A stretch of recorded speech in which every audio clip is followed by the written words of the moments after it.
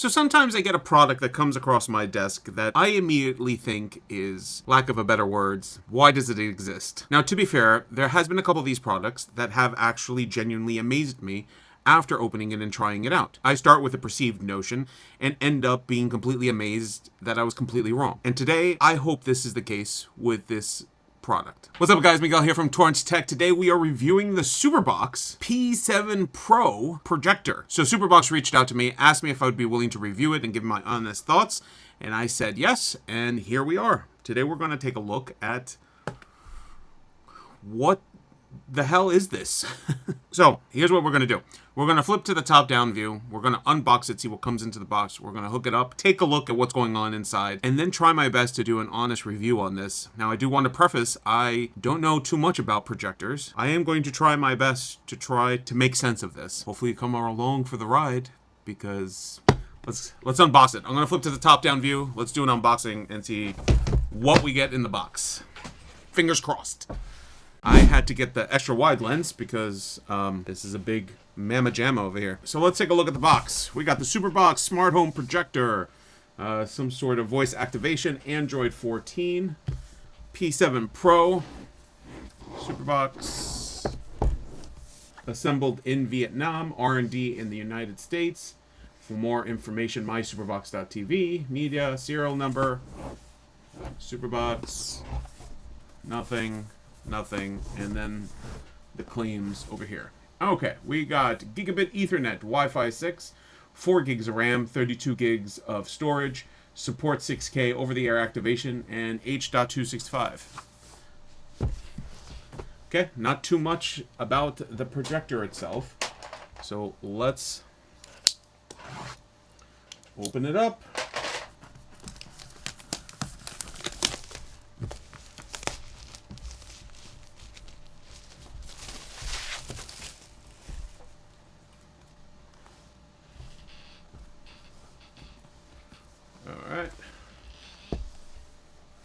Alright, we got Immerse Cinema.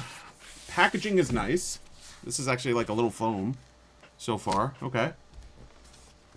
Let's take a look at the manual. Pretty easy quick start guide. Connect to HDMI, connect to Wi-Fi, pair the Bluetooth remote before you start. Product structure. We have a couple of things over here. Do not look directly into the lens or you will go blind. Alright.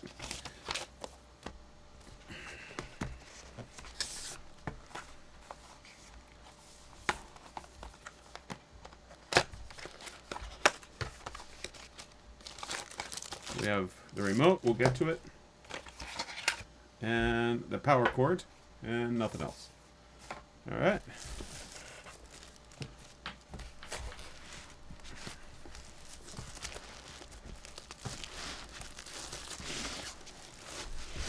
And that is it. So let's put all this stuff back in here.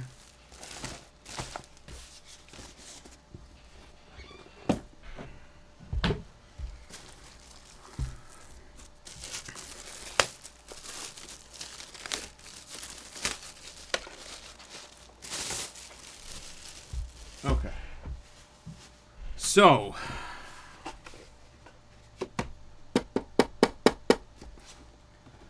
initial impressions, it feels a little plasticky. I'm not gonna lie. It feels a little hollow and plasticky. But let's take a look around at what we got here. It's not too heavy, but you know, I should get a scale. Okay, we got the lens. I don't know if anything is on top of it. I don't want to touch it. We got vents. Nothing on the top. There is a button here. I'm not sure what that does.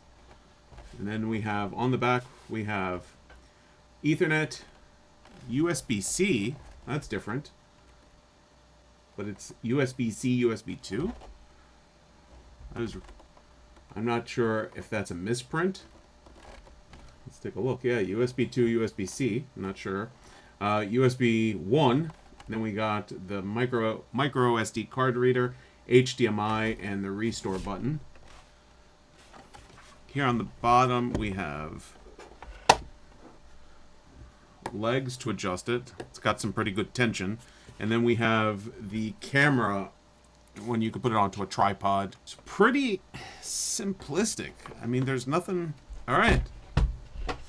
Let's take a quick look at the remote. Now, for comparison, I'm going to bring out the Ultra remote. And it looks like the exact same remote.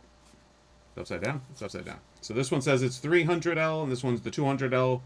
But it looks to be the exact same remote with a few minor differences here up at the top. So we got the F+, F-, and the light.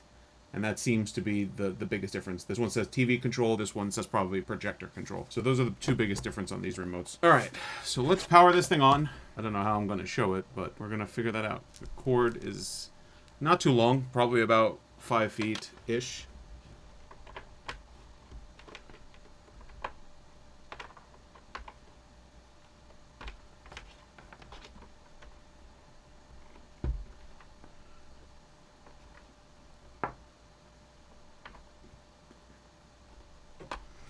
So I'm having problems putting this in. Let's see. This doesn't go in. What the frack?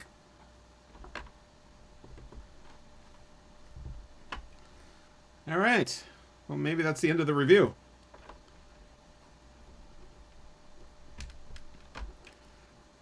It does not fit either way. All right. I don't know if I broke anything. God damn.